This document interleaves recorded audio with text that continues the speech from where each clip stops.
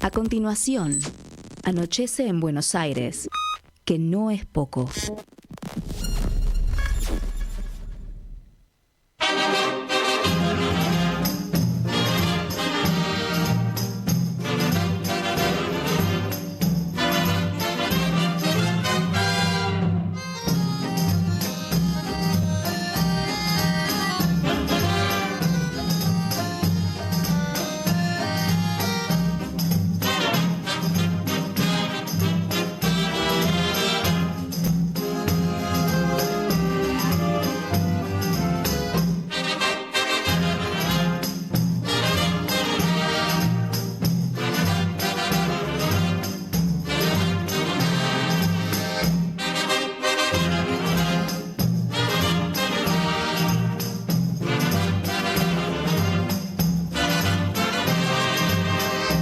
El domingo en la tribuna un gordo se resbaló. Si supieran la avalancha que por el gordo se armó, rodando por los tablones hasta el suelo fue a parar, mientras todos los muchachos se pusieron a gritar. Deben ser los gorilas, deben ser, que andarán por allí, deben ser los gorilas, deben ser, que andarán por aquí, deben ser los gorilas, deben ser, que andarán por allí, deben ser los gorilas, deben ser, que andarán por aquí. Deben ser los gorilas, deben ser. Sí, señoras y señores. Bueno, ¿cómo andan ustedes? Acá estamos sacando al aire nuestro programa número 452 en esto que se llama Anochece en Buenos Aires, que no es poco. Y cada vez está anocheciendo más temprano porque el otoño, bueno, se va avanzando, ya se nos fue el verano y aquí estamos. Hoy vamos a comenzar el programa al revés, porque tenemos un entrevistado de lujo, un personaje irrepetible, un ADN que no se puede reproducir. Me estoy refiriendo aquí a mi amigo Abdul Karim Paz, que es sheikh y director de la mezquita At-Tawhid, no sé si se está bien pronunciado. Tawhid. Y además, el señor es filósofo y teólogo islámico y también es miembro de la Federación de Entidades Islámicas de la República Argentina. ¿Cómo estás, Abdul? Bien, Martín. Bien, gracias a Dios, bien. Bueno, a ver, esta era una entrevista que teníamos proyectada desde hace tiempo y que creo que cae en el momento indicado y preciso, no porque nosotros lo hayamos querido así, sino porque los acontecimientos se van dando y cuando se da la sincronicidad del acontecimiento con el personaje entrevistado es lo mejor que puede ocurrir, ¿no? A diferencia de algunas entrevistas que hacen algunos periodistas que ya conocemos muy bien, ensobrados, y que, bueno, entrevistan a los funcionarios impresentables de turno y siempre le tiran para que haga un gol de cabeza sin defensa en el otro equipo, sin marca a presión, ¿verdad? A ver, ¿qué es ser sheikh? Para que la gente entienda. Bismillahirrahmanirrahim. En el nombre de Dios, el clementísimo, el misericordiosísimo. Así comienza el Corán, la revelación al profeta Muhammad. Y este versículo es el que abre el libro sagrado y toda la revelación va a estar contenida en este versículo, donde Dios se presenta, donde el arcángel Gabriel presenta a Dios y lo presenta con dos atributos de misericordia, general y particular. Uh-huh. ¿Qué es ser sheikh? Sheikh es un término árabe y quiere decir anciano, pero también quiere decir jefe, líder, porque en las tribus, por lo general, los ancianos de experiencia y autoridad son la autoridad, los jefes tribales, digamos así. Entonces de ahí quedó que sheikh es un es un término que se aplica también a los religiosos, que de alguna manera los religiosos, sacerdotes, digamos así, tienen su autoridad, tienen su, digamos, influencia, y entonces de ahí que el nombre se le atribuye también a los sacerdotes en el Islam, el nombre, este nombre árabe de sheikh. Ujú. ¿Sí? Así que sheikh vendría a ser, en este sentido, un sacerdote islámico. Mira vos, pero vos no sos un anciano todavía, gracias a Dios. Más o menos pertenecemos a la misma generación. Y vos, antes de ser Abdul, ¿no? Tenés una historia que te lleva a transformarte o a adoptar el nombre e identidad de Abdul. En algún momento fuiste un joven estudiante en la Facultad de Buenos Aires, ¿no? Sí, en la UBA yo estudié filosofía. Ajá, ajá. Empecé en Independencia, cuando estaba la facultad ya en la Avenida Independencia, Sí, después se señor. pasó a Marcelo T. Alvear y después terminamos en Puan. Yo Ajá. ahí recibí el título en Puan, pero ya poco y nada cursé en Puan. Claro. Ya en ese momento yo ya había terminado. En 1987 recibí el título y en 1987 comencé a enseñar en el ciclo básico de la universidad, ahí en la facultad de Arquitectura, allá en el Río, ¿no? Sí, sí, sí. Allí comencé a enseñar pensamiento científico Ajá. en el ciclo básico. Mira.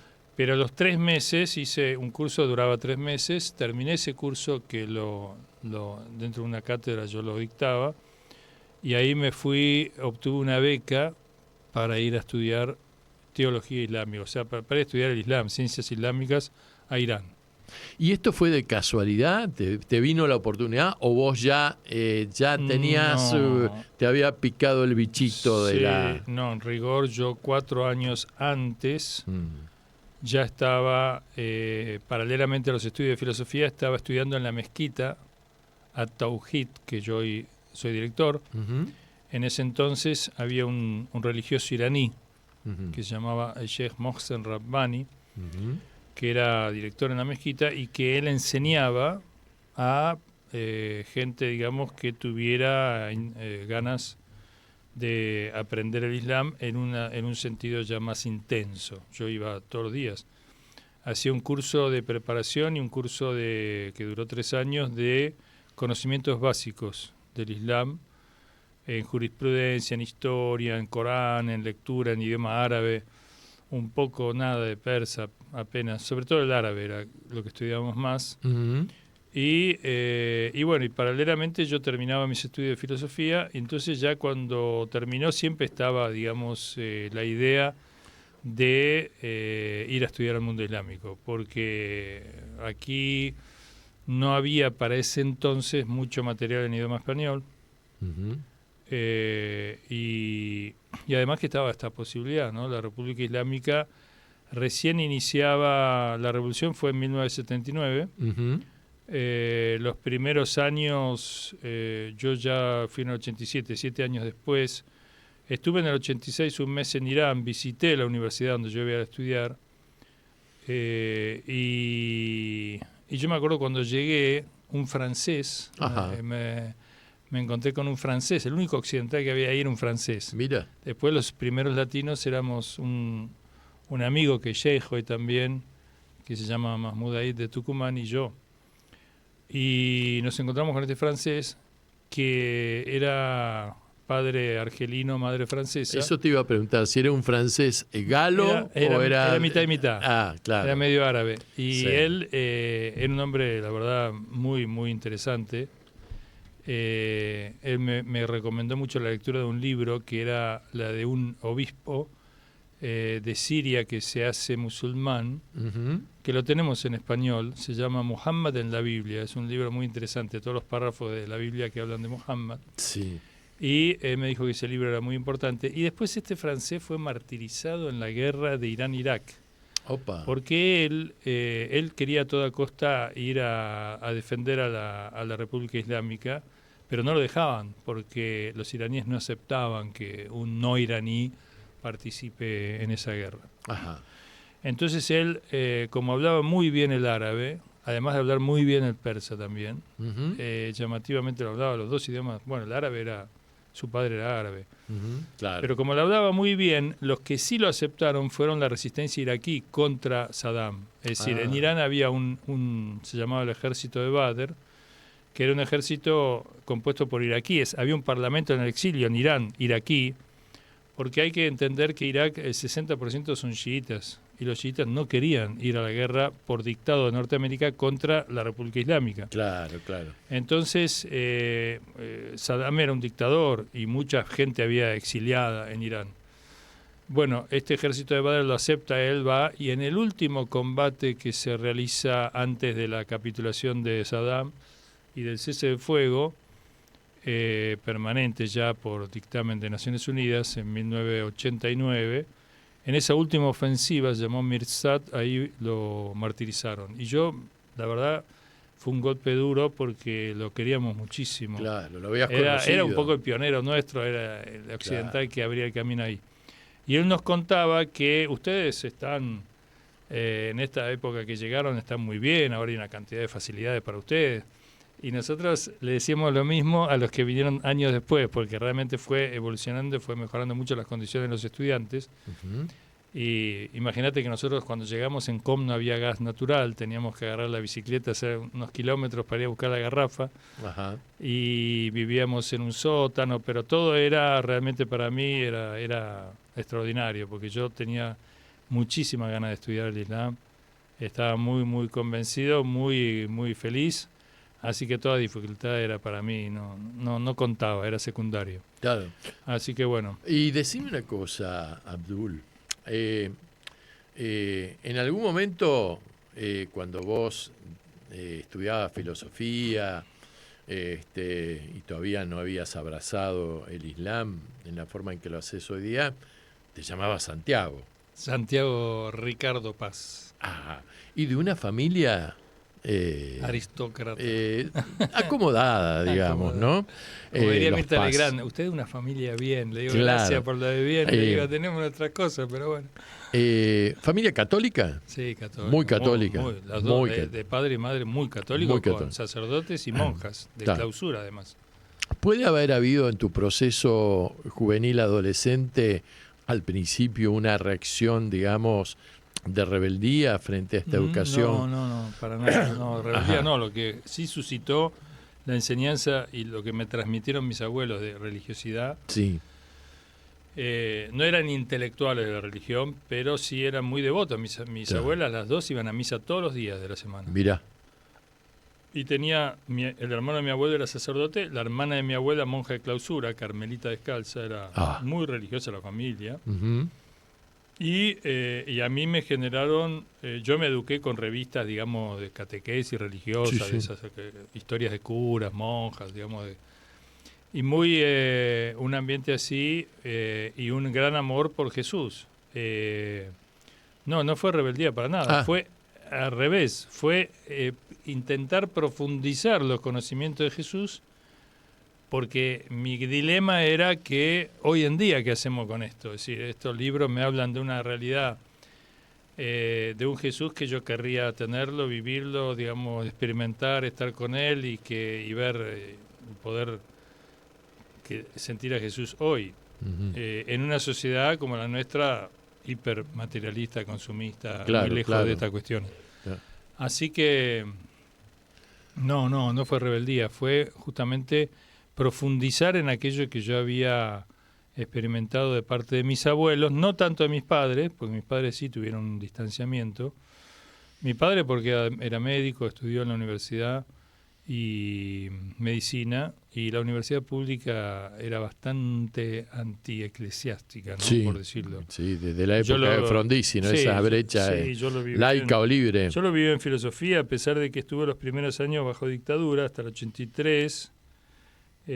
Ahí sí era una cuestión cristiana, digamos, había toda una temática que digamos, no se habilitaba mucho una crítica a la Iglesia, pero después, con la democracia, en el 83... Fue cambiando la cosa.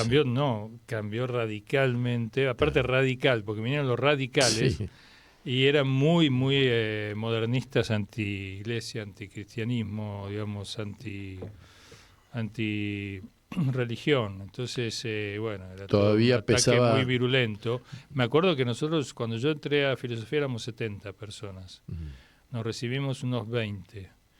Y de esos 20, el grupo, me acuerdo, el grupo católico, no pasaban de 14. Católicos, digamos, de observancia, de práctica. Sí, sí. Uno de ellos era Pablo Burundarena, que era hijo del ministro El de hijo Educación. del ministro de Educación Que de era la dictadura. plomero, entonces Sí. decía el filósofo plomero y salía en la revista Gente. Sí, sí. Era compañero mío de estudio, un tipo Que muy interesante. Decían que era un buen tipo, Sí, una buena buen tipo, persona, sí, ¿no? buena persona, muy brillante, muy interesante. Pero ¿qué pasó?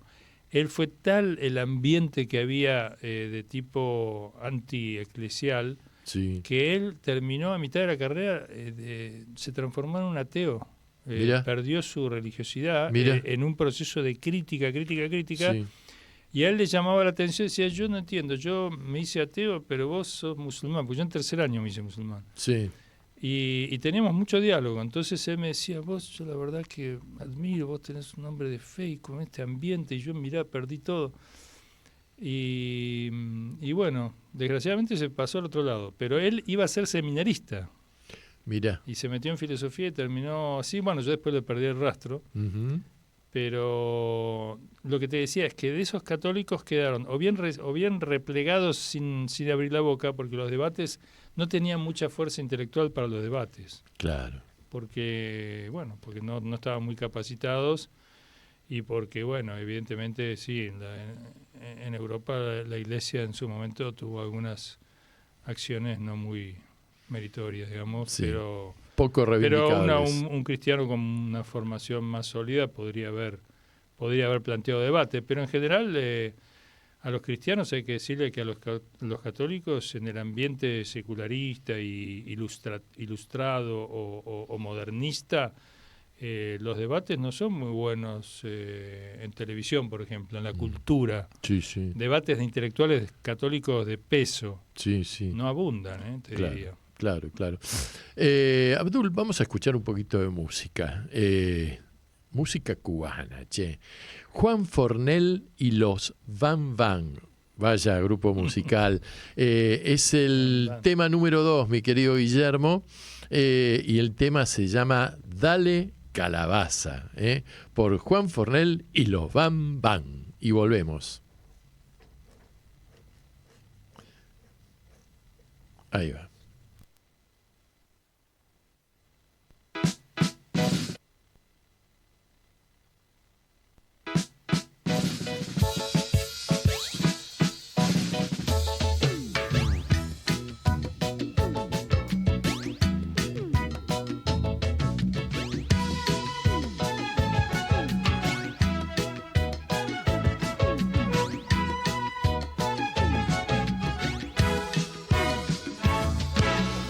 Yo traigo un pollo que me quiero comer aquí.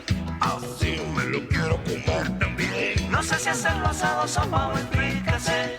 Oye, de cualquier forma me gusta. Pero fíjate, compadre, no le puede faltar darle calabaza al pollo, que si no tú te buscas un rollo, güey.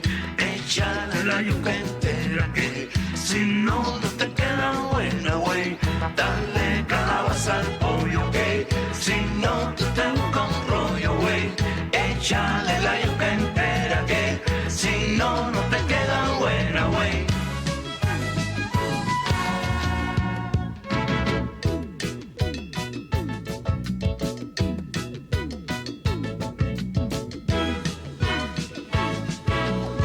Un pollo grande que sea del tamaño de un buey.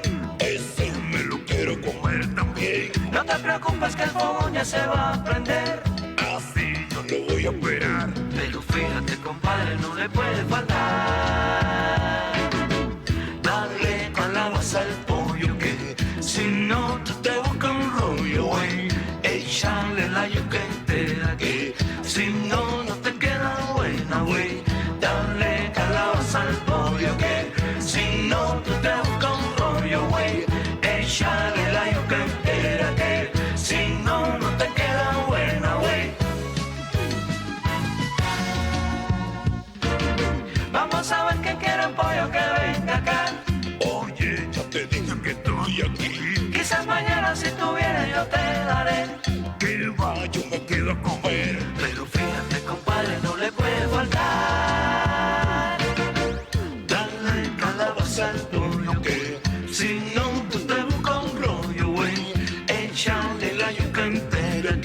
Si no, no te queda buena, güey. Dale calabaza al pollo que si no, tú te buscas un rollo, güey. Échale la yuca entera que si no, no te queda buena, güey. Si no, tú te buscas un rollo, güey. Haciendo siempre a mí me dicen que soy el rey. Si no, tú te buscas un rollo, güey. Ese pollito me lo voy a comer también. Si no, tú te buscas un rollo, güey. Dale calabaza al pollo que si no, tú te buscas un rollo, güey. Dale calabaza al pollo que si no, tú te buscas un rollo, güey. Si no te buscas un rollo, güey. Si no, tú te buscas un rollo, güey. Hey, hey, calabaza al pollo que si no, tú te buscas un rollo, güey. Hey, hey, calabaza al pollo que si no, tú te buscas un rollo, güey. Ese pollito me lo voy a comer también.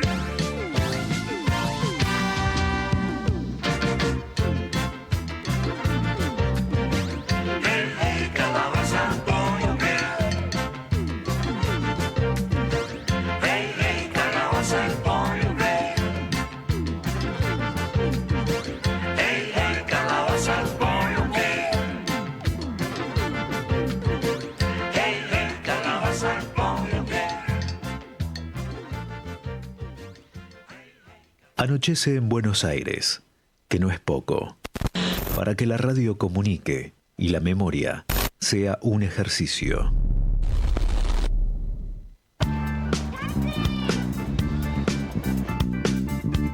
Bueno, proseguimos acá con nuestro amigo Abdul Karim Paz. Abdul, el mundo árabe es un mundo complicado. El Islam es complicado, tiene como dos grandes vertientes, y a veces la gente no entiende esto o no se lo explican con claridad, pero hay una vertiente que es la sunita y otra que es la chiita. Depende de los países, ambas son mayoría o minoría. Se suele decir que en términos generales la mayoría son los sunitas y la minoría los chiitas. A todo eso hay que meterle que el principal referente de los sunitas es la República Islámica de Irán. De los chiitas.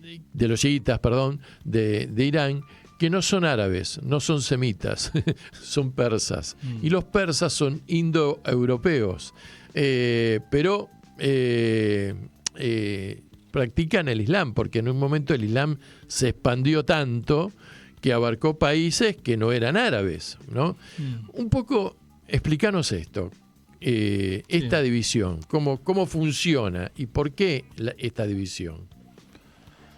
Bueno, en principio te digo que no es tan complejo, digamos, o dificultoso el conocimiento del Islam y el mundo islámico. Lo que pasa es que es ajeno un poco a nuestra cultura en forma inmediata. No es un tema que tenga una centralidad como para que nos adentremos, pero adentrándose rápido se conoce, no es tan difícil. Más divisiones tiene el catolicismo, por ejemplo. Bueno, claro, el cristianismo, digamos, que tiene el ortodoxo, el católico, el protestante, bueno, el Islam también tiene. Los griegos, qué sé yo, viste, los rusos, la iglesia rusa, es despelote. Eso dentro de la ortodoxia. Sí. Pero la cuestión es que, no, en el Islam, bueno, sunitas y chiitas, son dos términos árabes, sunna y shia. Sunna quiere decir tradición, y refiere a la tradición del profeta. Los sunitas sostienen seguir la tradición del profeta.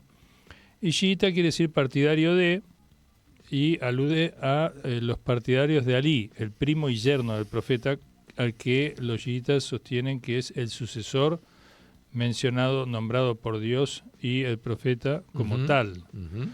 Mientras que los sunitas sostienen que el sucesor es un jefe tribal que se llama Abu Bakr, le sigue otro que se llama Omar ibn al-Khattab, luego otro Usman y luego Ali, en cuarto lugar. Ali lo ponen en cuarto lugar. Sí, históricamente fue el cuarto califa, en rigor, el que ocupó el califato. Califato quiere decir sucesión del profeta, en cuarto lugar.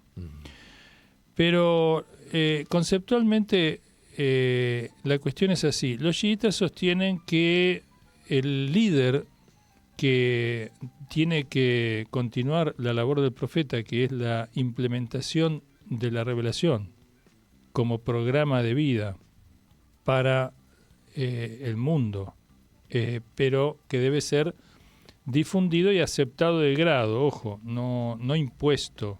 Los profetas no imponen por la fuerza, los profetas no son tiranos, sino que se enfrentan a los tiranos, los faraones, los césares, los Nimrod, la aristocracia mequinense, etcétera. Siempre ellos se enfrentaron, más bien quienes los persiguieron y hostigaron fueron estos tiranos, porque veían en los profetas un gran carisma, una gran atracción y una amenaza para su poder privilegiado, egoísta, tiránico, etcétera. Entonces, desde el punto de vista chiita, el sucesor lo debe elegir Dios. Y los musulmanes son aquellos que dan testimonio, que aceptan esta guía y este liderazgo. Exactamente como ocurre con un profeta. Jesús no es que lo elige la gente. Jesús es un profeta, es un mensajero de Dios en el Islam, es quien habla en nombre de Dios. Esto podemos decir que cristianos y musulmanes acordarían que Jesús habla en nombre de Dios. Lo que dice Jesús es palabra de Dios. Y como tal, a nosotros nos queda el reconocerlo o no, pero mediante el libre albedrío, el uso del intelecto y nuestra percepción y saber, entonces lo aceptamos, pero no lo elegimos, no lo constituimos como un líder, sino que lo reconocemos como tal. Entonces, desde el punto de vista chiita, el profeta varias veces mencionó a Ali como sucesor, al principio, a mediados y al final de su misión, al final de su misión oficialmente por orden de Dios, pero los sunitas acá van a tener distintas interpretaciones. Algunos de ellos dicen, sí, es cierto, pero las condiciones cambiaron y a la muerte del profeta no fue conveniente, porque Ali era joven, tenía apenas 33 años, y los jefes tribales tenían 50, 60, 70, digamos, eran más poderosos y tenían más fuerza, más seguidores, más poder. Pero acá hay un dilema, digamos, si el califato o el gobierno de Dios tiene que ver con la fuerza o tiene que ver con la sabiduría. Tiene que ver con las condiciones morales, pero sobre todo con la elección divina, porque es un representante de Dios en la tierra, como lo son los profetas. Entonces, esta es conceptualmente la diferencia. Bueno, se impuso si históricamente los sunitas son mayoría y fueron mayoría porque de alguna manera fue el Islam oficial. A la muerte del profeta tomaron el poder, Ali quedó relegado, no tenía suficientes seguidores, por orden del profeta debió guardar paciencia y mediante los 3 califas primeros, sobre todo en el tercero, la descomposición fue muy grande y hubo un levantamiento hacia el interior del Islam contra ese califa y fue asesinado. Masivamente se volcaron hacia Ali para, digamos, salvar la situación. El imam Ali primero rechaza porque no ve que sea un requerimiento genuino, sino que hay puja de intereses. Él no quiere entrar en eso, pero finalmente lo convencen de alguna manera, haciéndole ver la responsabilidad de que si se negaba después, bueno, de alguna manera iba a ser responsable de lo que pudiera ocurrir. Bueno, el imam Ali acepta y tiene que padecer, tal cual él lo había previsto, 3 guerras civiles o 3 guerras internas. La primera de ellas un sector, la segunda uno que era hijo del máximo enemigo del profeta, a quien el profeta lo vence en Meca y lo perdona a cambio de que no ocupe jamás él y los suyos un cargo público.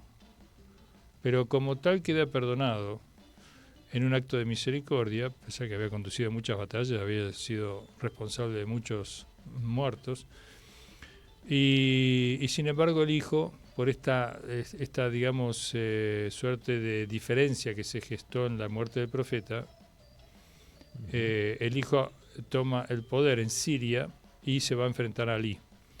Bueno, en definitiva, entonces, te lo dije, conceptualmente esto es la separación que ocurre hasta hoy. Y hoy en el mundo islámico se puede percibir, como vos dijiste, algunos países, por ejemplo, los chiitas son fuertes, básicamente en Irán, en Irak, en Líbano, en Bahrein, por ejemplo, y después en Pakistán, en la India, en todos lugares hay un porcentaje de chiitas, pero los sunitas son más preponderantes en Turquía, Egipto, Arabia Saudita, Emiratos, los países del Golfo, etcétera, los sunitas son mayoría. Los palestinos son sunitas, por ejemplo. Ahí tenés un tema muy interesante, que es que el mayor apoyo a la resistencia palestina frente a la ocupación israelí es de parte de los chiitas. Claro. Y los sunitas no es que no apoyen, pero los gobiernos, digamos así, sunitas no son de apoyar más que verbalmente. Después en los hechos vos ves que no le hacen un contrapeso a los israelíes. Es cierto que históricamente sí lo enfrentaron a Israel, pero perdieron sucesivamente las guerras del 48, 56, 67 y 73, y ahí tiraron la toalla definitivamente. Claro. Hicieron acuerdos de paz a instancias de Estados Unidos, y además hay que tener en cuenta que muchos de estos países islámicos están gobernados por gobiernos, monarquías que han sido en su momento puestos por los ingleses y después sustentados por Estados Unidos, y la prueba de ello son las bases norteamericanas en estos países, que justamente hoy están en problemas porque al atacar a Irán, Irán advirtió que obviamente no podía permitir que los países vecinos albergaran bases norteamericanas desde donde se ataca a Irán, y que Irán tolere, digamos, esas bases. Por lo tanto, atacó esas bases, y no es verdad lo que dice la prensa, muy, digamos, volcada a la visión norteamericana en Occidente, de que Irán está atacando a sus vecinos. No, Irán no ataca a sus vecinos, lo que ataca son las bases militares norteamericanas en los países vecinos. Claro. Y obviamente lo tiene que hacer porque son bases de donde se operan los ataques a Irán. Claro, claro. Así que bueno, así están las cosas, y bueno, y ahí ya llegamos un poco a la actualidad.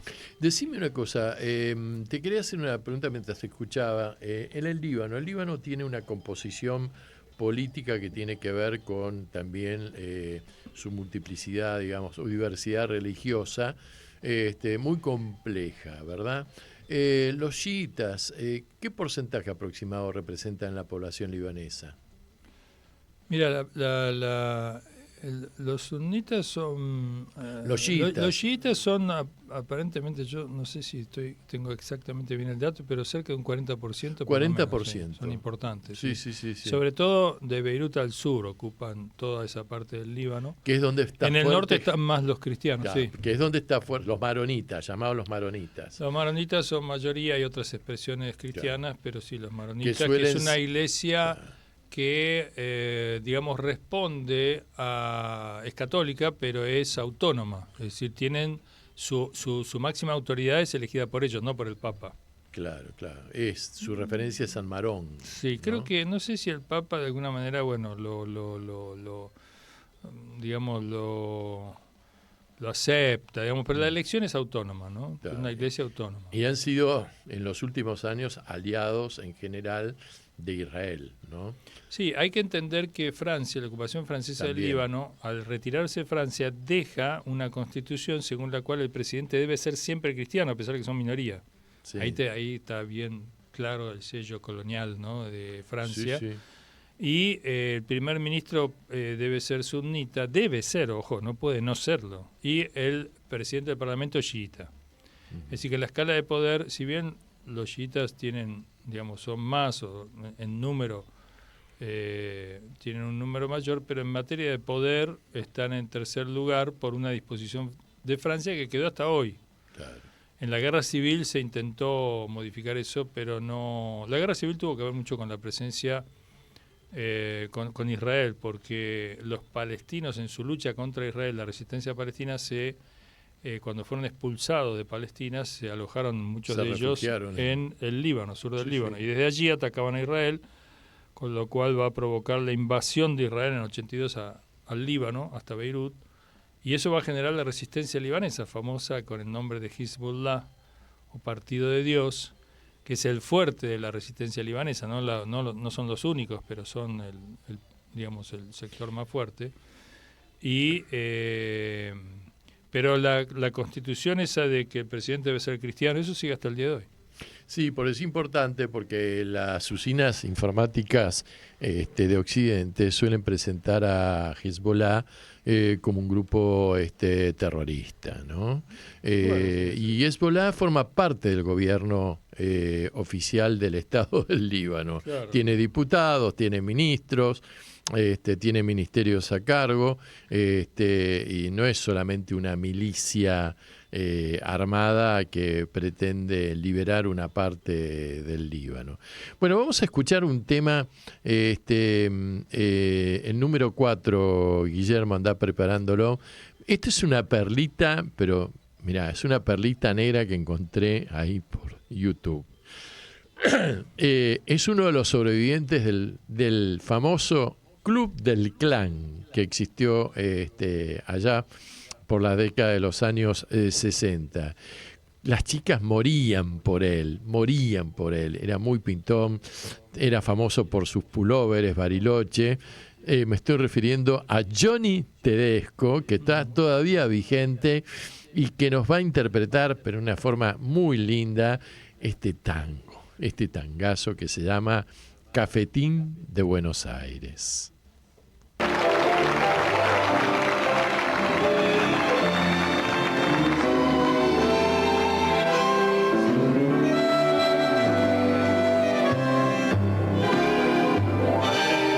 De chiquilín te miraba de afuera como esas cosas que nunca se alcanzan, la ñata contra el vidrio en un azul de frío que solo fue después viviendo igual al mío, como una escuela de todas las cosas. Ya de muchacho me diste entre asombros el cigarrillo, la fe en mis sueños y una esperanza de amor. ¿Cómo olvidarte en esta queja, Cafetín de Buenos Aires? Si sos lo único en la vida que se pareció a mi vieja, y en esa mezcla milagrosa de sabiondos y suicidas yo aprendí filosofía, dados, timbas y la poesía cruel de no pensar más en mí.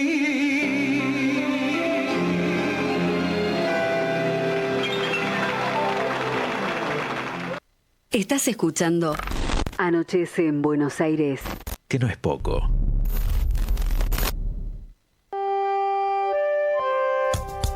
Bueno, ¿te gustó Johnny Tedesco haciendo un tango? Es algo muy, muy original.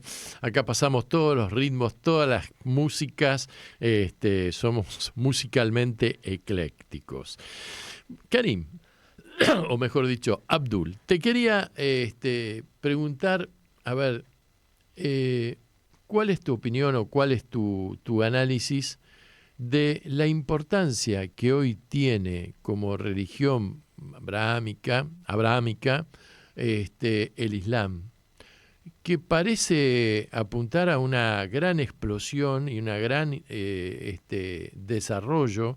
Es más, se habla de que para el 2050 va a ser la primera fuerza religiosa, si es que el mundo existe todavía, y no desaparecemos gracias al general Trump, ¿viste? Se habla de que va a superar en cantidad de fieles al catolicismo, ¿verdad? ¿Por qué se está dando esto? ¿Cuál es la importancia y cuál es la, digamos, colaboración que está haciendo para la paz, para un mundo mejor, desde el punto de vista como fuerza espiritual, el islamismo en el mundo? Bueno, en primer lugar hay que decir que el Islam... Perdón, frente a una sí. falta disyuntiva para mí, que es que algunos medios dicen, proponen la guerra religiosa entre el choque de civilizaciones. Exactamente. Dale.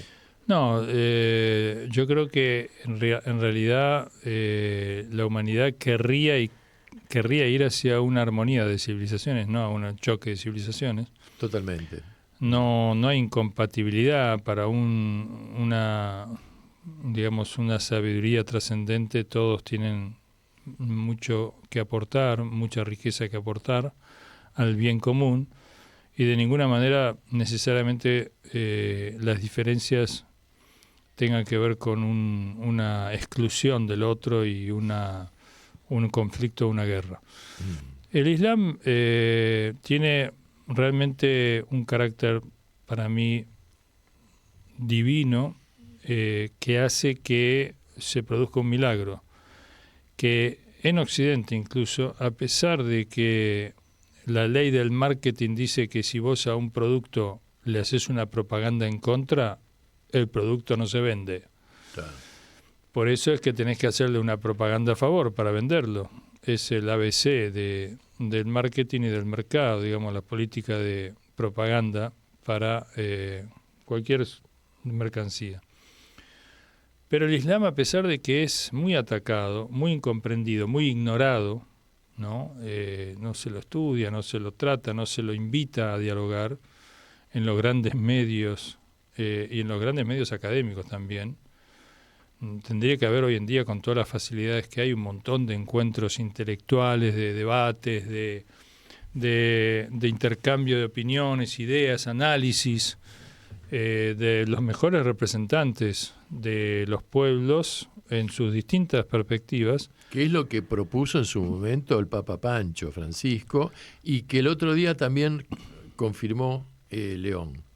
El diálogo interreligioso. En rigor, la Iglesia Católica desde el Concilio Vaticano II aboga por un diálogo, una apertura a los otros, que fue uno de los grandes contrastes con los preconciliares, que de alguna manera creían que el catolicismo encerraba la verdad absoluta y que no había fuera de ello, digamos, algo con lo cual dialogar o escuchar, sino que básicamente el camino era la de conversión como único camino. El Concilio Vaticano II, en los años 50-60, más bien de la era del siglo XX, digamos, plantea esa apertura, ese diálogo que va a ser ecuménico hacia el interior del cristianismo, con ortodoxos y protestantes, y hacia afuera con las otras religiones, especialmente las abrámicas, judía y musulmana. Uh-huh. Y en esa línea, el Concilio Vaticano II tuvo su resistencia en Europa, digamos, no es que fue inmediatamente puesto en práctica, y menos en la periferia, donde tardó bastante. Digamos, en Argentina el diálogo oficialmente de parte de la Iglesia comenzó en 1997, o fíjate, casi 30 años después. En el medio estuvo las dictaduras no eran muy amigas del diálogo, obviamente, ¿no? Exactamente.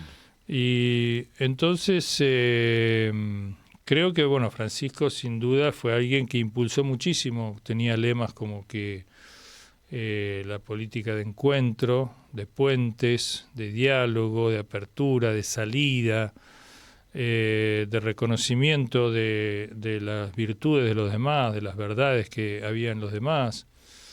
Y él fue un practicante de esta doctrina, digamos. Él tuvo muy importantes diálogos, tanto hacia dentro del cristianismo.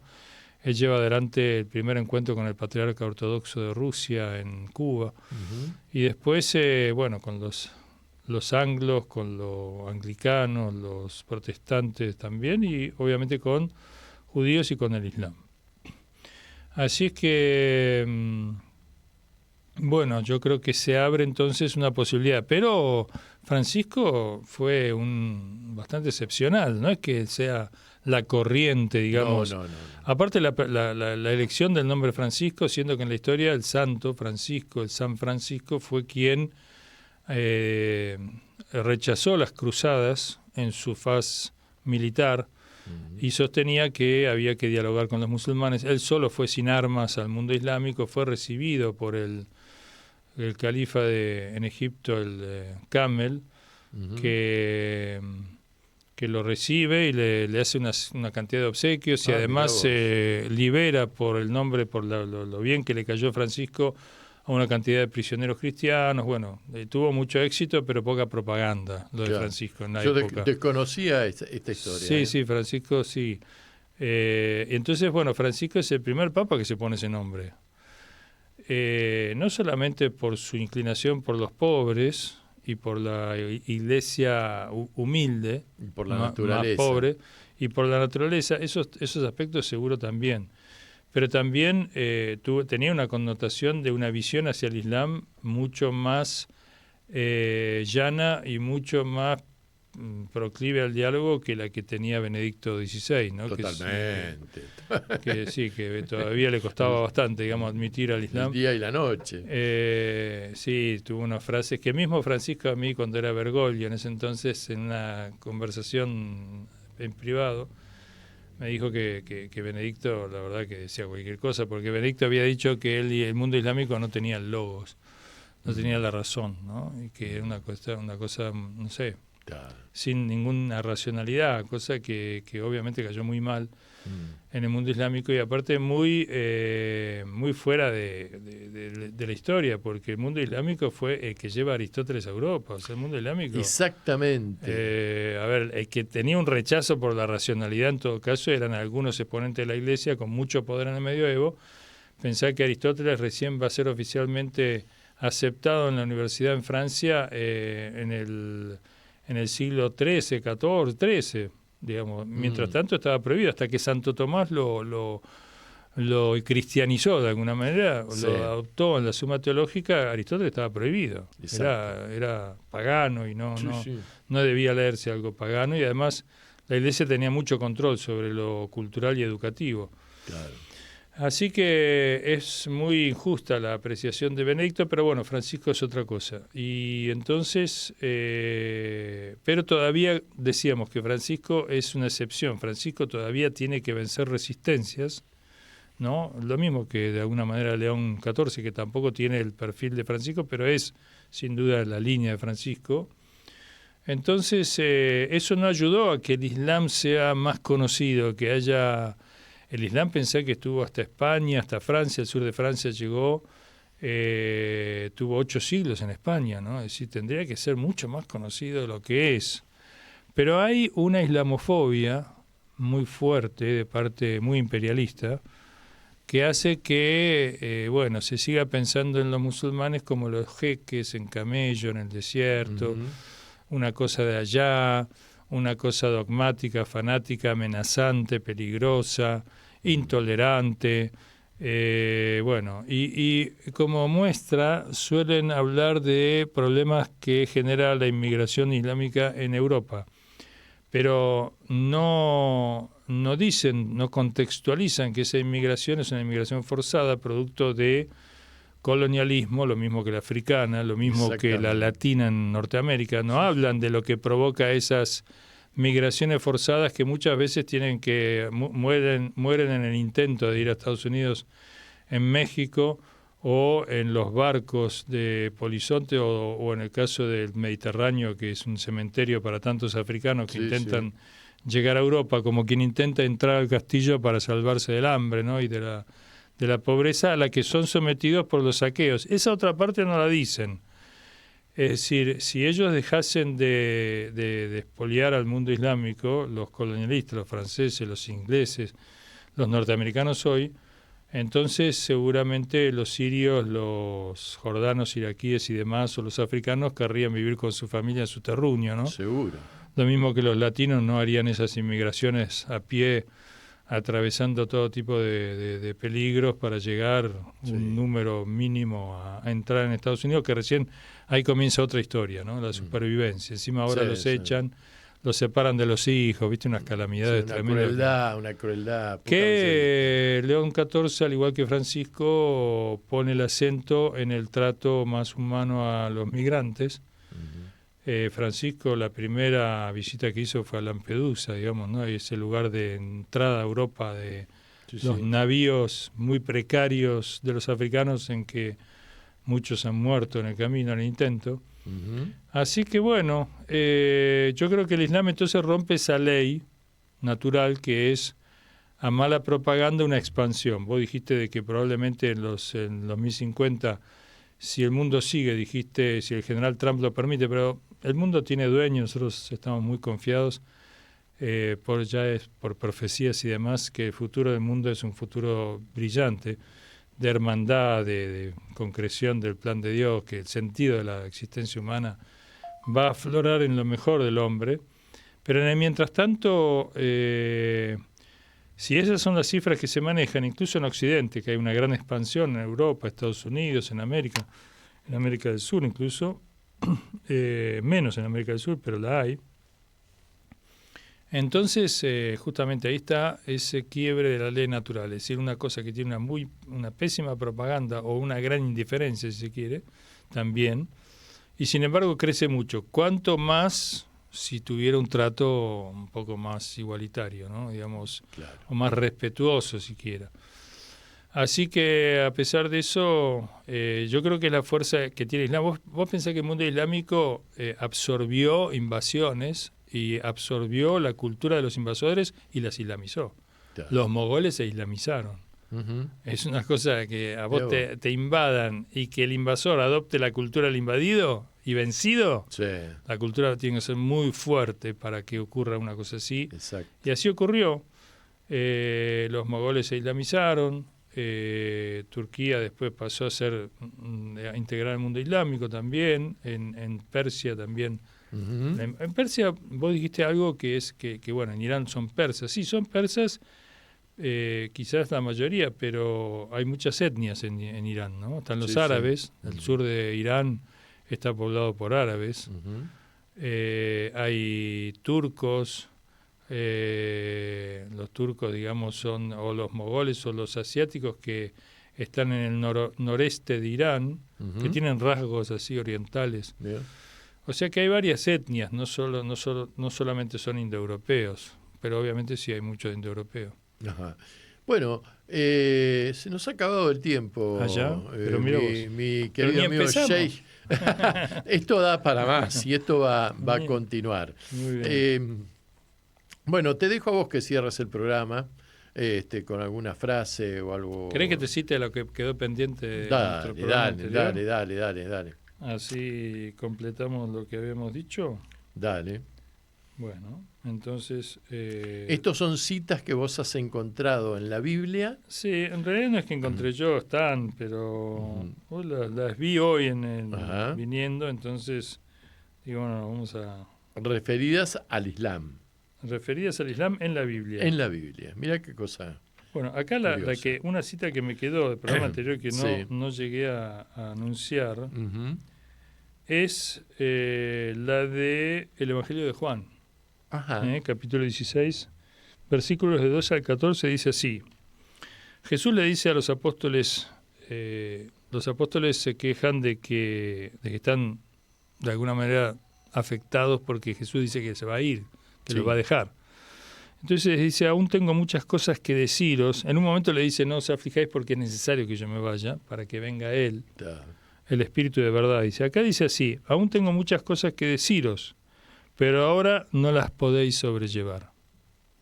No es el tiempo, ¿no? Ujú. Pero cuando venga el Espíritu de verdad, Él os guiará a toda la verdad,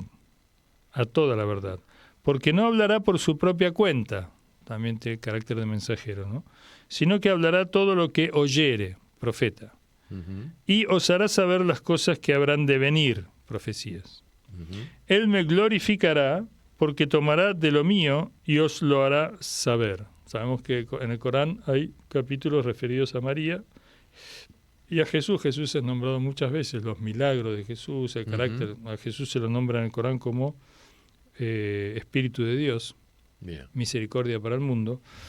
Y aquí Jesús anuncia que quien venga tras él no hablará por su propia cuenta, sino hablará todo lo que oyere. Es decir, está hablando de alguien que es mensajero. Ujú. La Iglesia Católica interpreta que es el Espíritu Santo. Nosotros decimos que esta interpretación no es adecuada. ¿Por qué? Porque es necesario que yo me vaya para que venga Él. Si yo creo en la Trinidad, donde viene Jesús, viene el Espíritu Santo.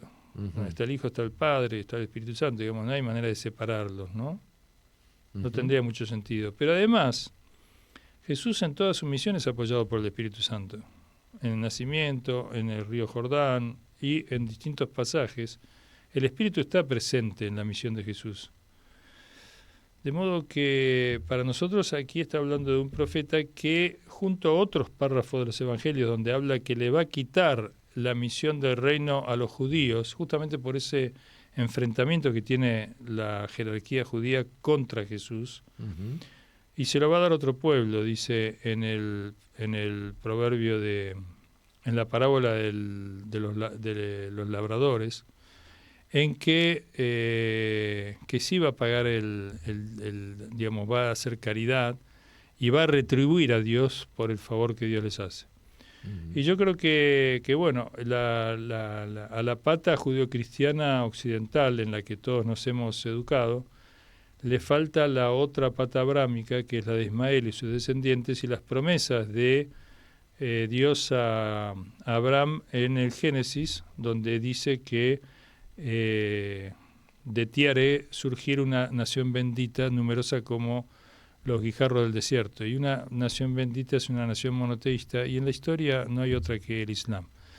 Y eso quedará pendiente para algún otro programa a desarrollarse. Genial. Decime, vos, ¿por qué no le decimos a los oyentes en dónde queda tu mezquita, o la mezquita de la cual sos Tauhid? La mezquita Tauhid significa monoteísmo, unicidad de Dios, y queda en Floresta, en la calle Felipe Vallese 3614. Felipe Vallese 3614, Floresta, a la orden. ¿Y el horario, si la gente quiere ir a visitarla o acercarse? El horario es bueno, hay un horario de atención permanente que es de 9 a 14 horas de lunes a sábado. Después el resto de los horarios de tarde y noche son a coordinarse, ¿no? Bien. Con los teléfonos que puedan encontrar si buscan Mezquita Tauhid, o busquen mezquitas en Buenos Aires, va a aparecer la Tauhid y ahí tiene teléfono y todo, bueno, y se comunican y combinamos. Bueno, es una muy linda experiencia ir a una mezquita, ¿eh? Les digo, para los que no somos musulmanes, yo he ido a la competencia, digamos, a la de Palermo, a la del rey Faisal, Fahd, sí, linda, qué sé yo, pero voy a ir a la tuya también, porque esa la tengo ahí pendiente. Más humilde, pero corazón grande. No importa, que sea humilde o no, lo importante es estar. Bueno, señores, se nos acabó el tiempo, lo dejamos liberado a nuestro Sheikh Abdul Karim Paz, y te agradecemos mucho tu presencia en nuestro programa. Y por supuesto, no dejen de escuchar los jueves, una hora antes del inicio de Anochece, Puentes de Diálogo, donde estas dos personas, más Guillermo Robledo, que está ausente, hacemos ese programa que tiene que ver con el diálogo interreligioso, y sobre todo reivindicamos el legado del Papa Francisco. Bueno, nos vamos por ahora con música y vamos a escuchar una linda cumbia colombiana que se llama Mi Pregunta, es el tema número 5, Guillermo. Mi Pregunta, por el grupo Meridian Brothers, o sea, los hermanos Meridian. Ahí está. Muy bien, jefe. Bueno, la piloteamos bien, ¿no? Bien, sí.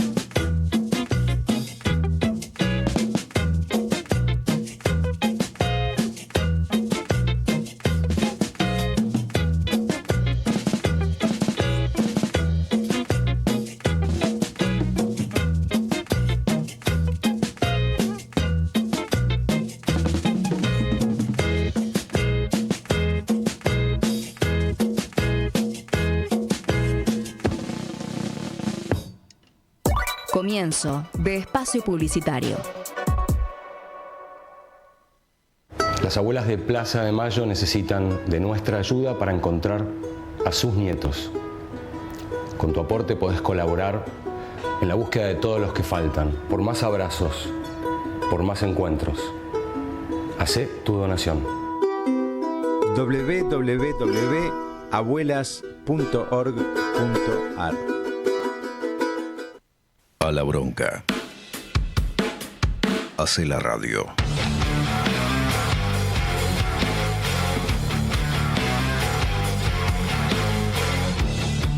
Radio con aguante.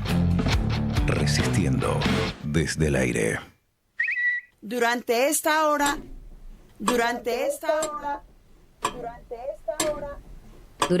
hora, yo o cualquier otra mujer de América Latina y el Caribe podemos ser asesinadas, solo por ser mujeres. Vivas nos queremos. ¡Vivas nos queremos! Radio con aguante. Desde el potrero, valiente como ninguno. Con y sin reglas, encontraste el camino. Y no te importaba cuál. Tira a la derecha, a la izquierda, al centro, si había piedras o pasajeros rezagados. Siempre le metiste para adelante. Uno, otro. Y otro más. Lograste lo que quisiste. Conquistaste el mundo. Conseguiste lo que queríamos. La besaste y te abrazamos como a nadie con el alma. Instaurándote como un tatuaje en lo más profundo de nuestro corazón. Hoy, el universo se inclina ante el más grande. Diego Armando Maradona.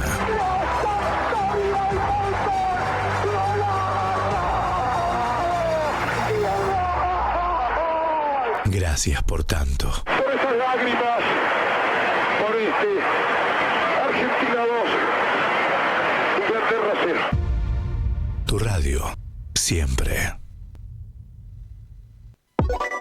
Fin de espacio publicitario. Seguí escuchando.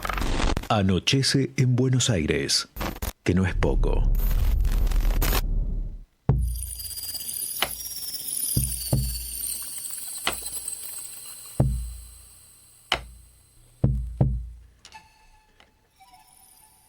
Bueno, muy bien. Bueno, vamos a empezar a tratar de analizar las cosas que sucedieron en los últimos días en el mundo y en nuestro país. En el plano internacional, Estados Unidos se encuentra en un verdadero lodazal, en una ciénaga en la cual se encuentra empantanado y no sabe cómo salir.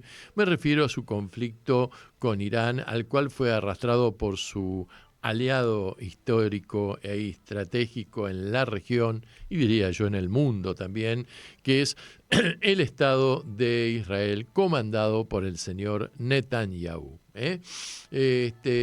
Condenado por la justicia penal internacional por delitos de lesa humanidad, y que salvo Estados Unidos y algún que otro país alineado con estos dos, es decir, Israel y Estados Unidos, no puede pisar ni viajar a otros lados, no solamente por el repudio que genera a nivel de los pueblos, sino porque también se expone a que cualquier juez pueda ordenar su detención.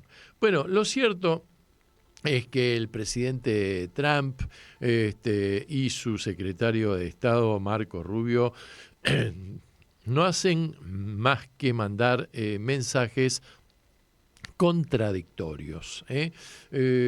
Ahora Trump sostiene que está bloqueando el estrecho de Hormuz, que era justamente lo que en un principio movilizó al ejército de Estados Unidos, que era precisamente liberar para la navegación este estratégico estrecho que se ha constituido en el arma letal de la República Islámica de Irán.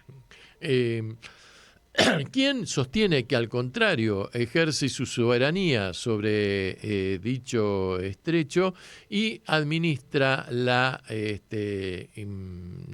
navegación de los buques que trasladan el petróleo, en tanto y en cuanto, paguen lo que corresponde en otra moneda que no sea el dólar, es decir, yenes, pueden ser euros, pueden ser otro tipo de monedas, y que, entre otras cosas, está aplicando a rajatabla un acuerdo que celebró, por ejemplo, con Indonesia, y por el cual los buques petroleros van hacia dicho destino, porque, por ejemplo, Indonesia, el 65% de su economía depende del suministro de el oro negro, es decir, el petróleo.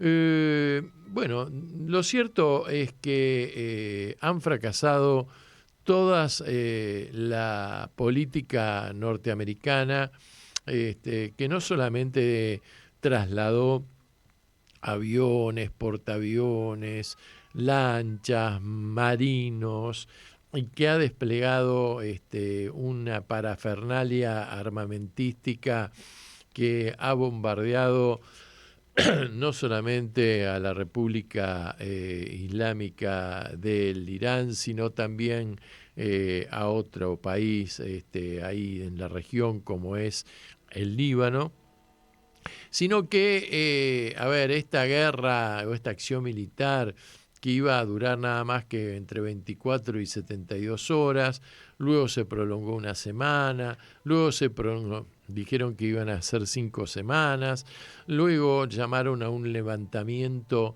de la población iraní sometida por el régimen de los ayatolas, diciéndoles: tanto tiempo han pedido por nosotros, aquí estamos nosotros frente a su costa, rebélense. Luego no hubo ninguna rebelión popular. Luego dijeron que se les iban a agotar sobre todo los misiles, mataron al líder supremo, atentaron contra quien lo reemplazó, que es su hijo, hicieron pelota a una escuela en donde masacraron a 160 niñas que concurrían a la misma. También diezmaron al Consejo de Clérigos, asesor, cuando mataron al líder supremo. También asesinaron al jefe de la Fuerza Naval iraní, al jefe de los servicios de informaciones. Y la verdad es que la República Islámica sigue intacta, sigue resistiendo, y con una resiliencia que llama realmente la atención. Y también es verdad que el principal portaaviones nuclear del mundo, el Gerald Ford, se tuvo que retirar de la zona de combate porque sufrió averías o un incendio muy extraño provocado, dicen las fuentes norteamericanas, por el excesivo uso, dado que está este gigante del mar está en actividad desde hace más de 6 meses, porque antes estuvo por las costas de Venezuela cuando lo secuestraron en un acto de terrorismo al presidente Nicolás Maduro. Y lo cierto es que Trump no sabe cómo salir. Ahora dijo que iba a destruir toda una civilización en unas horas. No contó con el apoyo de sus aliados estratégicos europeos, lo cual lo llevó a tener que postergar esa acción militar que hubiese sido catastrófica. Y ojo que Estados Unidos está en capacidad militar de poder tirar una tercera bomba atómica. Total, ya lo hizo en Hiroshima, lo hizo en Nagasaki. ¿Por qué no lo haría en esta nueva coyuntura? Bueno, lo cierto es que se ha postergado esta acción militar y ahora está en tratos diplomáticos, merced a la intermediación de Pakistán, que es una potencia nuclear, y están reunidos desde hace unos cuantos días en su capital, Islamabad, las delegaciones diplomáticas, tanto de los iraníes como de los norteamericanos, y hasta ahora no se han puesto de acuerdo. Trump dice que ya los objetivos militares han sido cumplidos en un gran porcentaje, y que lo que quiere es lograr un acuerdo que sea lo más duradero posible con Irán y que permita la reinserción de Irán en el mundo, además de otorgarles a la sociedad iraní un mejor nivel de calidad de vida. Por otro lado, los iraníes se muestran intransigentes, han ofrecido un plan de 10 puntos, entre los cuales, por supuesto, se encuentra retiro inmediato de las tropas navales norteamericanas de la región. Segundo, cesar los ataques al Líbano y ordenarle a Israel que cese con los bombardeos, cosa que Israel no ha aceptado o no aceptó en principio.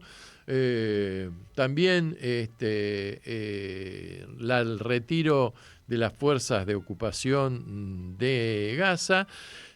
Y un punto muy importante, reivindicar la soberanía del estrecho de Hormuz, que será administrada pura y exclusivamente por Irán, que va a cobrar un peaje de $2 millones por el paso de cada buque, suma de dinero que va a ser destinada a la reconstrucción del país por la destrucción provocada por la Fuerza Bélica norteamericana. Esto del estrecho de Hormuz es muy importante porque nos trae a los argentinos un recuerdo en donde nos tenemos que retrotraer al siglo XIX y al gobierno de don Juan Manuel de Rosas, cuando los ingleses y los franceses, enemigos históricos entre sí, pero aliados en esa oportunidad, mandaron una poderosa flota naval que no solamente bloqueó el puerto de la ciudad de Buenos Aires, sino que penetró por las aguas del río Paraná, y en definitiva no pudieron desembarcar porque la Argentina rechazó en inferioridad de condiciones tecnológicas, rechazó a los invasores. Gracias a, digamos, la determinación que tuvo el brigadier don Juan Manuel de Rosas, porque querían internacionalizar la navegación del río Paraná, y también a la habilidad diplomática del canciller de Rosas en ese momento que se llamaba Arana, y que firmó un pacto, un armisticio, gracias al cual Inglaterra y Francia pagaron indemnizaciones a la Confederación Argentina. Los intereses colonialistas e imperialistas del siglo XIX tuvieron que esperar al derrocamiento de Rosas, como después de la batalla de Caseros, y bueno, y va a ser con la presidencia del general Bartolomé Mitre que se va a dar el estatus de internacional la navegación del río Paraná. Bueno, algo similar se está planteando con el estrecho de Hormuz. El estrecho de Hormuz está ahí, en la plataforma submarina de Irán. Así como nosotros reivindicamos a las Islas Malvinas, ellos tienen totalmente el derecho de administrar ese estrecho, que no lo construyeron en forma artificial, sino que ha sido producto de la construcción que ha hecho la misma naturaleza. Así que, bien, a todo esto, ayer se anunció que se habría logrado un acuerdo. Habrá que ver cuánto tiempo dura este acuerdo entre Israel y el gobierno del Líbano, con la mediación de Francia y de Estados Unidos, a los efectos de cesar el fuego, digamos, de parte de Israel, y delimitar la frontera que se llama Línea Azul, que fue la frontera que delimitó allá por el año 2000 la Organización de las Naciones Unidas. Y habrá que ver cuál es la reacción de Hezbollah, que forma parte del gobierno libanés, y que, además de tentar ministerios y tener representación parlamentaria, representa a una gran porción de la población libanesa de origen o de creencia musulmana chiita, que representa más o menos entre el 30, 35, 40% de la población de ese país. Mientras tanto, ¿qué rol juega la Argentina en todo este despelote internacional? Y la Argentina parece abrazarse una vez más a los perdedores. Milei ha puesto todos los huevos en una sola canasta, ha abrazado a la alianza de Estados Unidos con Israel, y está proyectando para este mes de abril, entre el 19 y el 22 de abril, un viaje que va a ser el número 38 desde que es presidente al extranjero, y que va a dirigirse a Israel para participar de los festejos de la independencia de dicho país. Además va a ser condecorado u homenajeado por el genocida Netanyahu con el premio Medalla de Honor Presidencial, que es el máximo galardón que otorga a personajes ilustres como Milei, el Estado hebreo, algo similar a la Orden del Libertador General San Martín en el caso de nuestro país.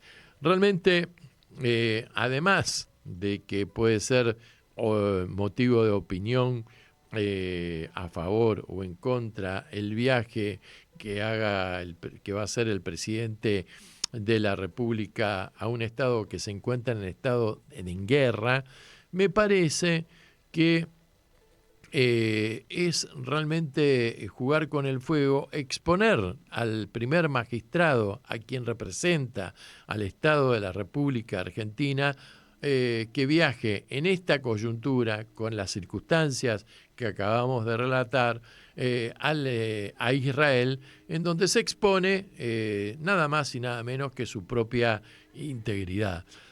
Y me parece que es realmente muy osado, y uno no puede nunca garantizar en un estado, en un cuadro, en un escenario como el que estamos relatando, que no le vaya a suceder nada. Bueno, vamos a hacer un poquito de música, vamos a poner un poquitito de humor a este editorial, y para eso anda preparándome el tema número 1, Guillermo, que es una composición musical efectuada por el grupo Gelatina, y que se titula ¿Hace falta que te diga que me muero de ganas de ser judío? Hace falta que te diga que me muero de ganas de ser judío. Es que no te has dado cuenta que en el 11 son todos amigos míos. Yo no quiero aceptar lo que me toca. Ser cristiano a mí me rompe las pelotas. Necesito hacer buenas migas con todos los Elstein, con los Friedman. Hace falta que te diga que me muero de ganas de ser judío. Es que no te has dado cuenta que en la Daya son todos amigos míos. Ya no quiero seguir confesando los pecados que me están atormentando. Ya aprendí la receta rusa del niche de papa. Oh, ya no quiero las hostias y el vino. Y aunque pueda parecerme un desatino, no quisiera morirme sin parecer que soy judío. Estás escuchando Anochece en Buenos Aires. Que no es poco.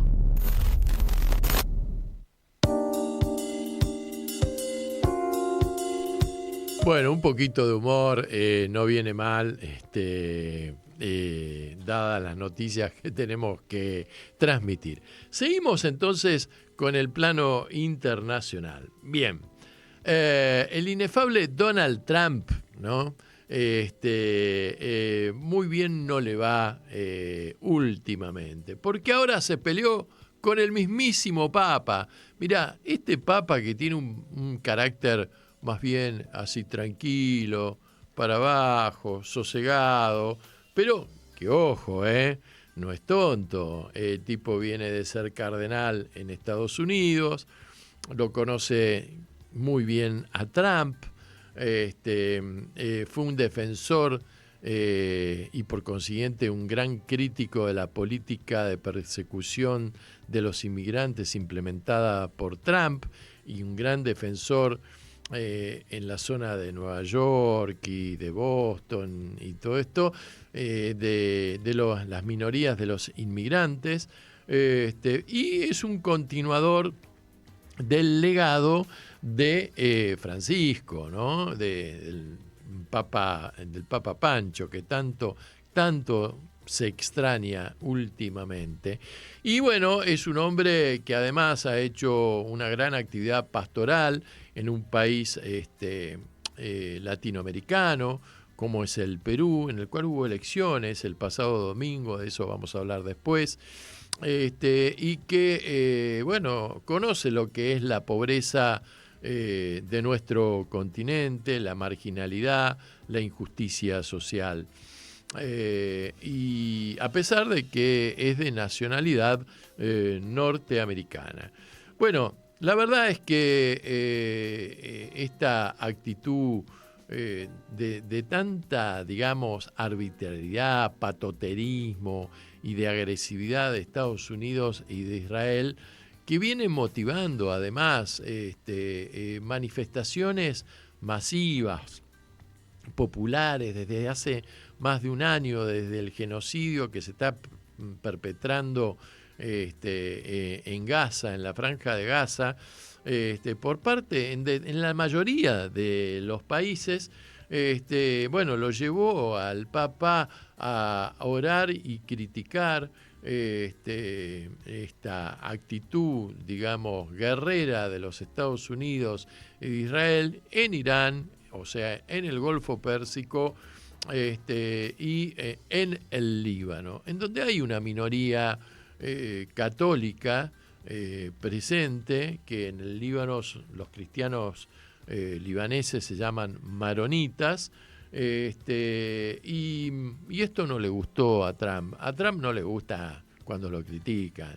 Es decir, en eso tiene algo que ver un poco con la personalidad y el temperamento del presidente de los argentinos, Javier Milei. Mientras ellos puedan hablar y no les repregunten y les hagan preguntas incómodas, está todo bien. Bueno, lo cierto es que lo acusó al Papa de estar muy politizado, de ser una persona débil.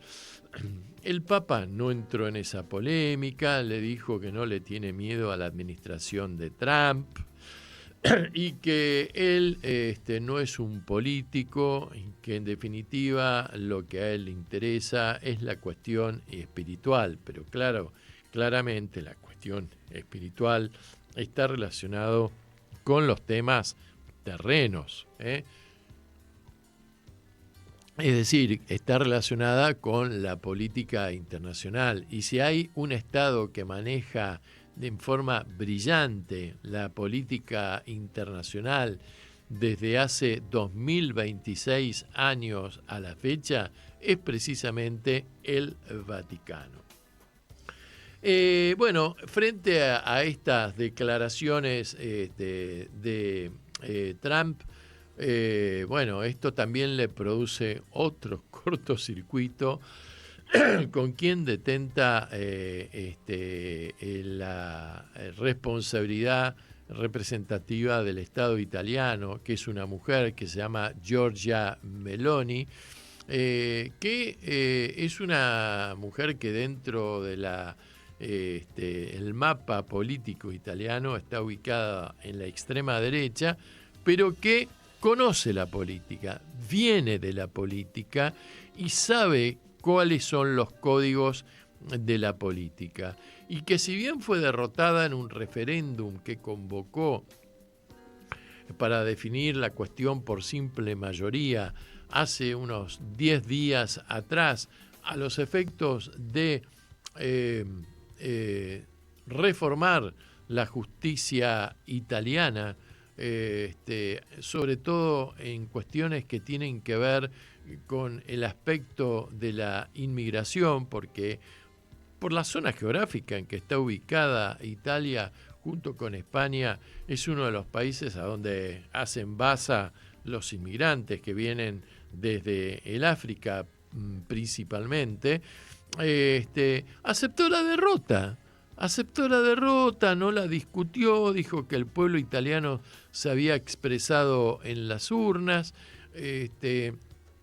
salvo en algunos estados del norte, en donde es muy fuerte la Liga del Norte del señor Salvini, que es vicejefe de gobierno de Meloni.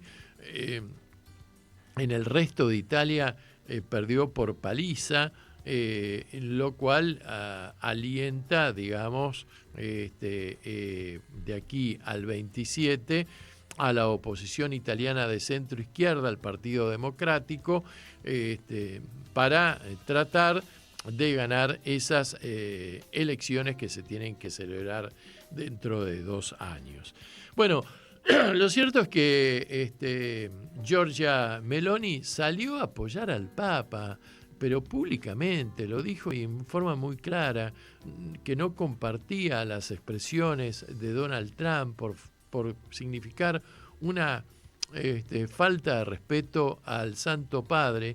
Y además, después de que en el Líbano Israel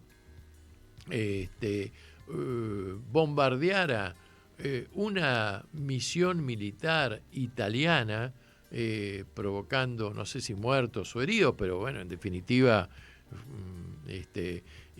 y que luego de las pedido de explicaciones que le exigiera la Cancillería italiana a través de su representación en el Líbano y de las disculpas que dio el ejército israelí, bueno, no fueron aceptadas, la llevó inclusive a Giorgia Meloni a romper un acuerdo militar que tenía Italia con Israel. Estos acuerdos militares que significa hacer ejercicios en una parte del año, ejercicios bélicos conjuntos de ambos ejércitos, como hacemos nosotros, nuestro ejército hace acá con el ejército norteamericano y otros estados del Cono Sur. Bueno, a ver, rompió este pacto, punto. Y la misma ministra, la misma jefa de Estado, que hasta hace muy pocos meses atrás mandaba a reprimir las manifestaciones de apoyo a Palestina en Italia, en este momento se ha dado vuelta porque habla de que se ha pasado un límite, Israel ha transgredido un límite, y ella misma está hablando del genocidio del pueblo palestino cometido en la franja de Gaza. Así que, en fin, Trump, enojado con el mundo, a su vez, hasta Inglaterra no lo apoya, hasta el primer ministro británico. Inglaterra siempre ha seguido los pasos y ha apoyado las decisiones de Estados Unidos. Bueno, también habla de genocidio en Palestina. Suecia ha llamado a aislar internacionalmente al Estado de Israel hasta tanto no cese su hostilidad bélica en Palestina y ahora en el Líbano. Bueno, lo cierto es que Trump, enojadísimo con el mundo y contradictorio a la vez, como Europa o los países que integran la Alianza del Atlántico Norte, que es más conocida como OTAN, le dijeron hace unos días atrás: esta no es nuestra guerra y no te vamos a apoyar, por una cuestión muy sencilla. Las economías, el sistema productivo económico de Europa necesita el petróleo que pase por el estrecho de Hormuz, ¿verdad? Entonces Trump les dijo: muy bien, yo no los necesito a ustedes, aunque sería bueno que vinieran conmigo, ¿no? Que me manden apoyo, pero yo tampoco los necesito porque Estados Unidos puede valerse por sí mismo en esta guerra, pero además, si ustedes no me apoyan, ahí la contradicción, voy a dejar de suministrarles armas a Ucrania, con lo cual Zelensky se pone un poco nervioso. Putin se frota la mano porque dice: bueno, por fin le van a dejar de dar drones y qué sé yo. Y además esto crea una tensión adentro de la misma OTAN que puede terminar implosionando la OTAN. Más allá de que el mismo Trump le pidió a Putin que por favor venda petróleo, porque Rusia tiene petróleo y muchísimo petróleo, venda el petróleo para tratar de que el impacto global sobre la economía global sobre el estrecho de Hormuz no sea tan duro como se viene manifestando últimamente. Entonces, la verdad que el mundo está loco, porque supuestamente, según el relato sionista y norteamericano, el Islam y sobre todo la República iraní representa un Estado terrorista, un Estado intransigente, que no respeta los derechos humanos ni de las mujeres, ni de su población, que obliga a la gente a andar con el velo, etcétera, etcétera. Bueno, señores, el presidente de Irán salió a apoyar al Papa. Así que bueno, así están las cosas. Y como si todo esto fuera poco, se produjo un hecho político muy importante. Hubo elecciones en Rumania y el señor Víctor Orbán, que hace 16 años venía gobernando Rumania y que estaba en este aquelarre de los presidentes fascistas de extrema derecha, y que había recibido el apoyo, pero en persona, del secretario de Estado Marcos Rubio, que intentaron hacer la misma estrategia que hicieron con Milei el año pasado.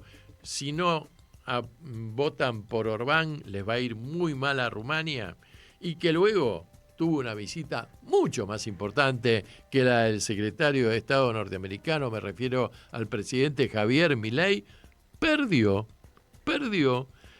las elecciones, admitió la derrota frente a un joven conservador que se escindió del partido de Orbán y que se llama Peter Magyar, y que formó un partido que se llama TISA. Así que, esto replantea a su vez la estrategia o qué es lo que está pasando. Podría ser un punto de inflexión a nivel internacional de esta internacional de países fascistas. Y ojo, que se le vienen las elecciones a Trump, y las elecciones están ahí en noviembre, y tal como viene girando el reloj en el mundo, es un abrir y cerrar de ojos. Bien, volvamos a la música. Vamos a escuchar un tema de amor, un tema de jazz, un temazo. Manuel Wirtz, tema número 6, en este tema que se llama Rescata mi corazón.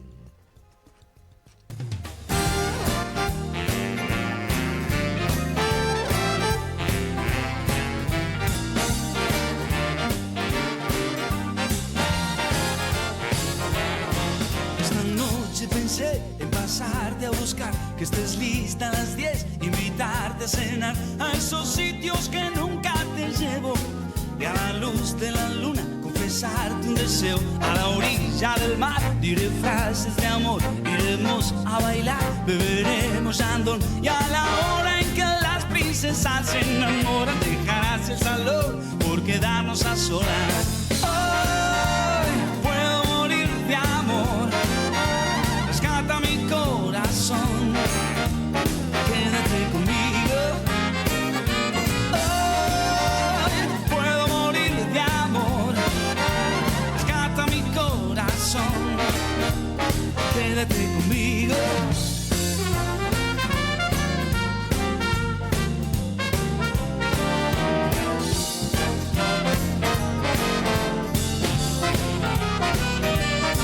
Esa noche tendré un buen auto prestado, pondré aroma francés y una flor de tu lado, pero escucho tu voz en el contestador y mi noche de sueños espuma. Que tenés que estudiar, yo lo puedo entender. Cumpleaños papá, ¿qué le vamos a hacer? Y tu novio volvió antes de lo previsto. Está visto que hoy no es mi día, porque hoy puedo morir de amor.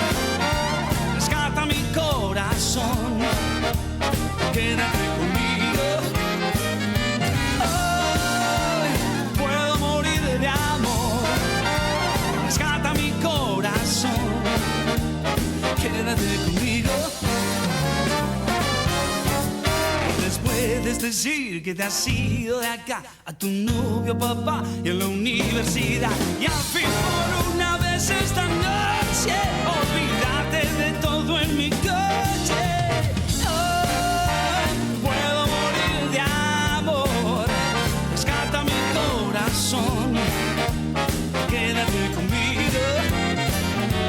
Hoy puedo morir de amor, rescata mi corazón, quédate conmigo, quédate conmigo.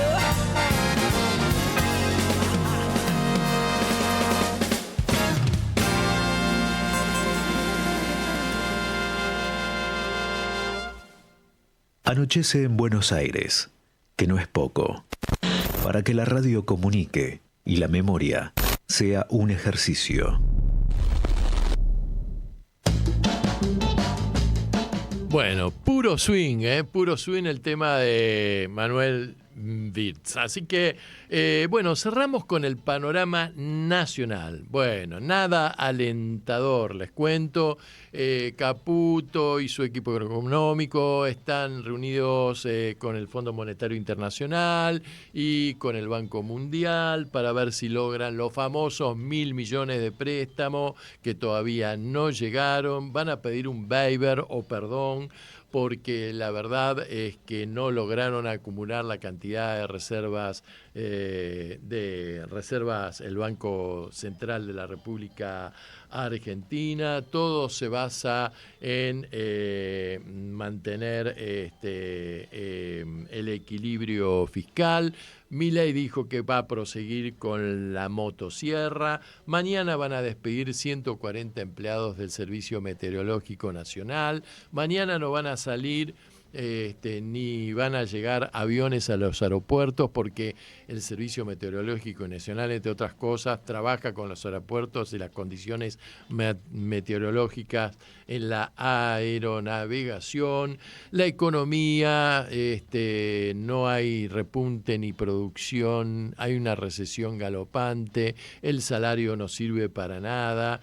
Crece la inflación. Caputo anunció el 3,4% de inflación el último mes, pero es optimista, ¿eh? Ahora vienen meses en donde va a ser la mejor época de la República Argentina. ¡Pum! Todo para arriba, como el corcho de champán cuando uno abre la botella. Además, Bullrich pidió por favor a los empresarios que inviertan, pidió por favor que hagan negociaciones por empresa, que apliquen los nuevos contratos de la reforma laboral.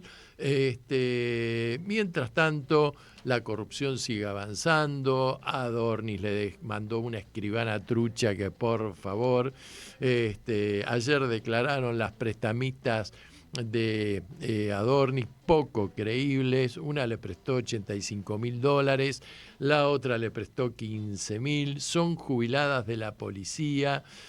Una de ellas declaró: yo no lo conozco, no sé, no entiendo nada, aquí se metió mi hijo, que me parece que es amigo de Adornis, con lo cual se va hundiendo cada vez más, pero va a tener que ir el 29. Martín Menem dijo: compren pochoclo porque va a estar picante la reunión esta en la Cámara de Diputados. Van a ir a la guerra, me parece que van con el claro propósito de crear un escándalo, porque van a ir con los carpetazos de las declaraciones juradas de los diputados que le hagan preguntas, así que puede ocurrir cualquier cosa ahí. El oráculo Carrió dijo que este gobierno es el más corrupto de la historia, que esto parece una película de Almodóvar, que Milei no va a reelegir en el año 2027, y luego de que el presidente tratara de delincuentes a los empresarios industriales argentinos en su último viaje en Estados Unidos,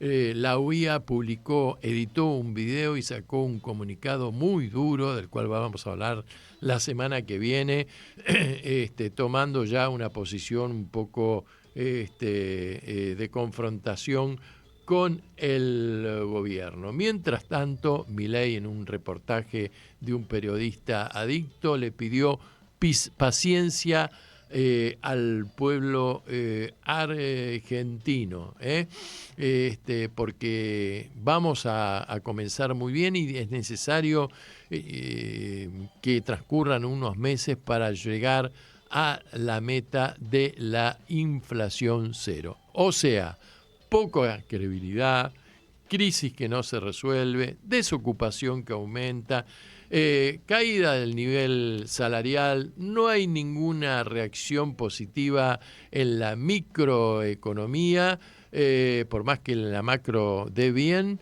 y nosotros nos estamos yendo con la esperanza de volver a encontrarte el jueves que viene. Un gran abrazo para todos, hagan el amor este fin de semana, los que puedan, como dice mi amigo Ari Halat, y pásenla lindo. Chao.